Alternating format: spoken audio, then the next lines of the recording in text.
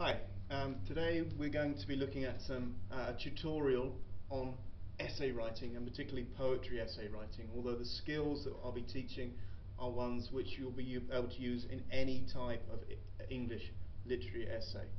Mr. Avis and I will be producing this in a number of different parts. This is part one, where we'll be looking at how to begin your essay and your first paragraph, or the introduction, in other words. Okay, so to begin with, we're thinking about when you enter the examination hall. Okay, what do you do first of all? Well, fairly obvious. The first piece of advice is to begin by reading the question. Alright, this is really obvious, but of course there's a number of different questions. In this case there's two questions, two or three questions. You need to think about which essay can you answer in the best way possible. Which one can you come up with 4 or 5 different points that you're going to be able to argue consistently throughout your essay. Right, once you've decided that, once you've written down your 4 or 5 points, hopefully logical points which you're going to be talking about the essay, the second thing you need to be doing, which again is very simple, basic English literature essay writing, is after you've found your points, you start to look for your examples. Okay? Now, examples to illustrate your points. Examples may be an action in the case of a play, but particularly in poetry, they're going to be word choices, perhaps the structure, perhaps the form, or perhaps the setting of the poem are examples that you may be using to illustrate your point. And finally, and perhaps most importantly, you need to think about how your example will create an effect on the reader.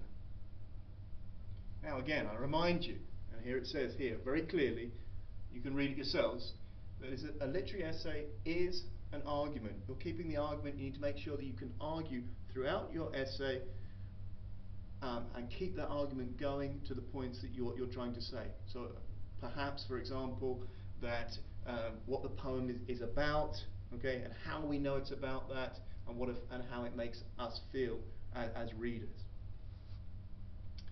And of course, the clarity of your expression is very important. Now, for the purposes of this tutorial, we have chosen one particular poem which you've actually studied previously, which is Plenty by Isabel Dixon. Now, we deliberately chose this poem, although it's not one that you're studying this year. One, because you've all studied it before. Secondly, it's a poem which has got lots of images, reasonably straightforward, so we could start looking at the examples you might be finding. And thirdly, we didn't want one which was going to be in the exam, which is coming up.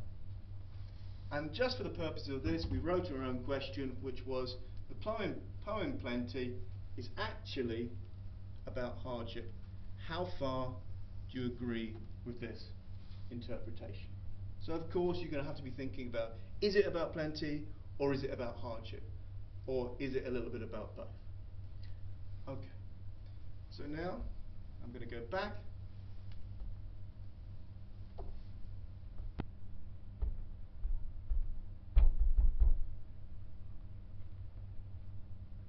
and go straight to the introduction. Okay, so what we've done is we've really simplified this into about 5 sentences that you may write in your introduction. Sentence number 1. Let me just move this out of the way. Sentence number 1, an introductory sentence which immediately answers the question. Alright? Doesn't have to be particularly complicated. It just needs to say what you are going to be writing about, but without saying, I am going to be writing about this thing. In the case of Plenty, we've come up with 3 or 4 different ideas that we're going to be writing about in our essay. We're going to be writing about hardship, we're going to be writing about family, and we're going to be writing about the effects of hardship on the family. They're the 3 main points that we're going to be arguing throughout the essay. So my first sentence is very briefly says, the poem Plenty by Isabel Dixon deals with the themes of hardship, family, and the effects of hardship on the family. 3 different things.